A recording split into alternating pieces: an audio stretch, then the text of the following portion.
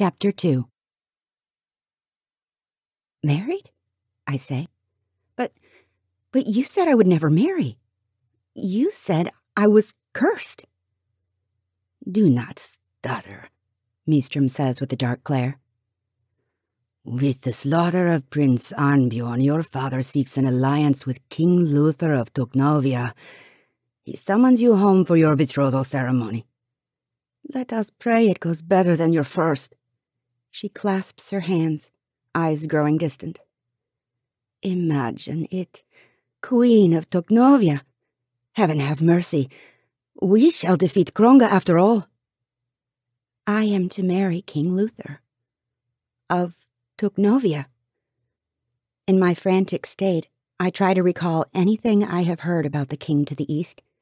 He is old, and his previous wife, Queen Weronika, never bore him any sons, a subject Mistress Mara mentions weekly, as if that is the worst thing a woman could do.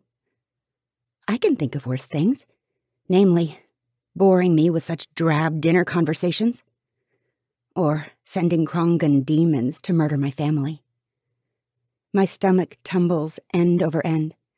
I suddenly do not feel well. In a few weeks, I will turn 17, making me plenty old to wed. Some of my royal contemporaries are already married with children, another of Mistrum's favorite subjects. Had my first betrothal gone as planned, I would have married Prince Jarek of Kronga 4 years ago. I am old enough, but... Ryder looks up, his sky-blue eyes locking on mine. Perhaps I can request for him to become my personal guard in Tuknovia. He can make me laugh there as easily as here. I do not have to lose my only friend. I do not have to say goodbye. My eyes grow hot. Mistrum will never allow Ryder to join us. Unlike other royals, I have no ladies-in-waiting. Our servants change with each fortress. Only Mistress Marum and my language tutors remain constant. Do not slouch, Mistrum yanks my chin up. Goodness, why must you always try my patience by... She trails off, eyes narrowing. I blink rapidly, but it's too late. Her fingernails dig into my cheeks. Are those tears? Yes, I say, hoping the honesty will save me. It does not. It is bad enough you look as you do, she shrieks. Must you also behave as you do? Taking my arm, she drags me over to the wall of portraits, as she does every time I shame the Red family, which seems to be happening more frequently of late. She plants me beneath my father's portrait. Whether you look it or not, Princess, you are a Red. It is high time you behave like one. I stare up at my father, who is not called Arnold the Red for nothing. His red hair curls out from beneath his crown, and his bushy beard, even more vibrant than his hair, augments his ruddy, freckled complexion. Next to him, my mother's hair resembles a warm summer sunset. My 4 brothers, now dead, have different variations of the same color: red-brown, red-orange, and strawberry blonde. Even my little sister has carrot-topped curls. The halls of my father's castles are red. Our royal crest is red. Red is power. Red is my heritage. God covered my entire family in our royal color. Only the Almighty forgot to cover me. I have been cursed with hair so light it is the color of snow, without a single strand of red. I know because I have searched. Even my brows and lashes are feathery white. My skin is no better. On good days, I pretend it is porcelain, but it more closely resembles chalk. Through the years, I've heard servants whisper words like albino or moonchild behind my back. I am neither of those. Mistrum says I'm just dull. When I was 3, my father ordered my head to be shaved in hopes that my hair would grow back properly. Thankfully, I do not remember those bald months. Then again, I could be as bald as Master Neffin now and no one would know the difference. I never go without wearing a red wimple that hides every strand of white. Yet God could have saved my colorlessness if he had given me my father's turquoise eyes or my mother's soft green ones. Frankly, I would take an albino's pink eyes just for some color to call my own. But my eyes are as dull as the rest of me, a boring, flat gray. These portraits mock me. I will never be a true red. Tears are for the weak, Mistrum says, continuing a rant I have not been listening to. For serfs and peasants. Are you a peasant? I fight the urge to roll my eyes. Does she realize how irritating it is for her to ask questions to which she never wants answers? Perhaps she should stay behind at Slagelborg.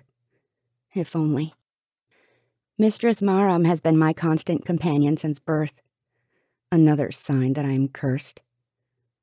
All your brothers are dead, she says, and your father has not shed a single tear for them because tears are for the low-minded. Are you low-minded, your highness? No, you are the daughter of King Arnold the Red, and you are about to become the Queen of Luthar the Great. Do you know what type of King Luthar is? A brute, I say. I did not mean to let the thought slip out, so it is not fair when she glares at me, especially because she calls him as much herself. King Luthar rules the least of the 3 kingdoms in this area, and has a fierce temper to make up for his small country. My father must be desperate to build an alliance with him. Then again, King Luthar must be desperate to settle for the cursed daughter. Does he not know that this war started at my first betrothal? And even cheerier that my betrothed died during the ceremony itself? Desperate indeed. King Luthar would crush you if he saw you were crying right now, Mistrum says. As would your father. With the death of the crown prince, your father needs you to secure this alliance. That catches my attention. Quickly, I scan the portraits of my brothers again. Little Arnbjorn's cheeks are so round it hurts to look at him. Is he truly gone? But my gaze slides down to my baby sister, Charlotte, who I should stop calling a baby now that she is 5. She is far too young to marry off, yet she and I are the last red children. My father needs me. An alliance with Tuknovia can help us defeat Queen Cilicia once and for all. I can undo what my first betrothal started. I can avenge my brother's deaths. King Luthar will want a strong queen who shall bear him many sons, Mistrum says. You mustn't display any weakness. I nod, which is quite a feat considering my chin is thrust so high. Good. She turns back to the messenger. Inform His Majesty that we can come at once, arriving this evening. Wait, I say. I need him to... I cannot think fast enough, especially since I'm stuttering again. While I'm ready to help my father win wars, build alliances and all that, I am terrified. I think, Ryder says, the princess wants me and my uncle to escort you to the capital. Mistrum whirls. Do not speak for her. You are not worthy to lick the dirt from her shoes, let alone speak for her. Another word from you, guard, and your innards will become outards. Gritting his teeth, Ryder turns into a statue. His knuckles turn white from how tightly he clutches the hilt of his sword. Please, mistress, I beg. Let him escort us.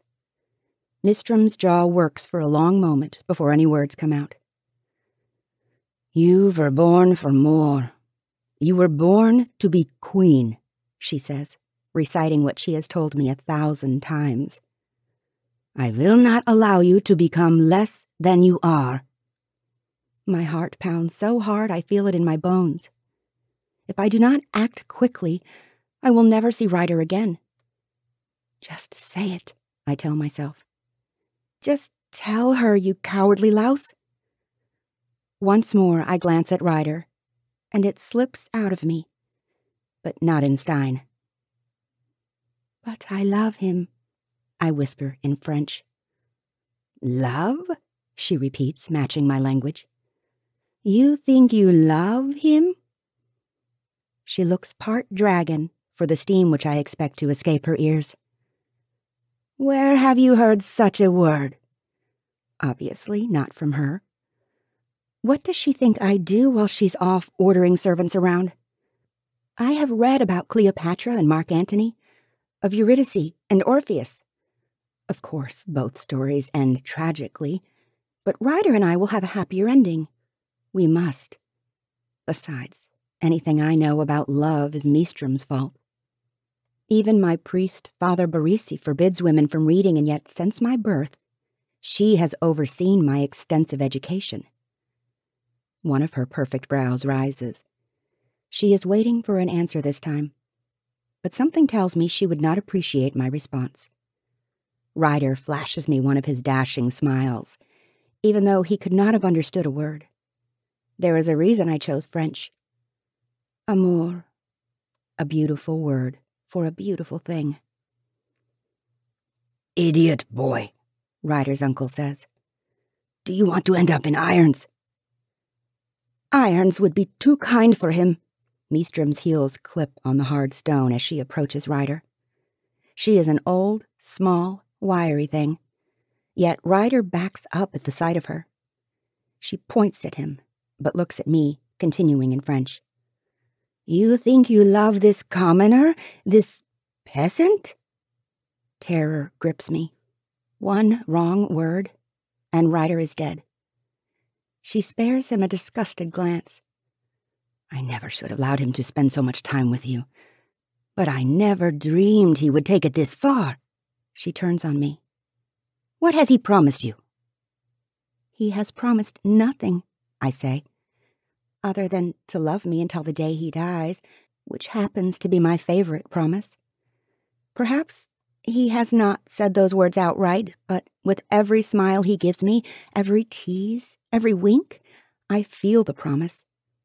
Meestrum's chest heaves. When she speaks again, she switches to yet another language.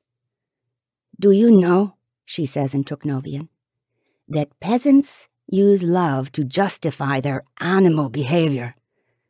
You have not seen many commoners, so perhaps you're ignorant. They chase each other around like wild dogs, feeding their passions. Are you a dog, princess? How I long to say yes. Do you wish to chase Ryder like a dog? She presses. She's not going to let me escape this one. Even though Ryder cannot understand us, I flush with mortification. No. Her beady eyes narrow. I dread your father's wrath when he discovers your true nature. My father loves me, I whisper, remembering another tale of a simple cobbler and his daughter. If a simple cobbler loved his daughter, then surely the mighty king of Styland loves his daughter too. Instead of striking me like I expect, and probably deserve, she gives a mirthless laugh. Your father does not love you. Imagine a king who put his children over his country. I pray for your sake that King Luther does not love you either. We need him to help us win this war, not swoon over some silly, insignificant girl. Only now do I realize why she switched to Tuknovian. It is a message within a message. Tuknovian is about to become my only language. But of the 6 languages I speak, I like Tuknovian least. Where French is melodic and beautiful, Tuknovian smashes consonants together, making me feel as if I'm spitting out words in a most unqueenly manner. For the rest of my life, I will be wiping my mouth after my incessant consonant tripping. What has my father agreed to? Am I truly to marry an old, widowed brute of a king? The very emotions Meestrum casts aside swell in my throat. Perhaps I should allow you to have that mangy dog after all, she says. Perhaps a commoner suits you best. Ryder is not common to me. He never will be. How I wish I could speak the words in any language, but it's too late. She turns.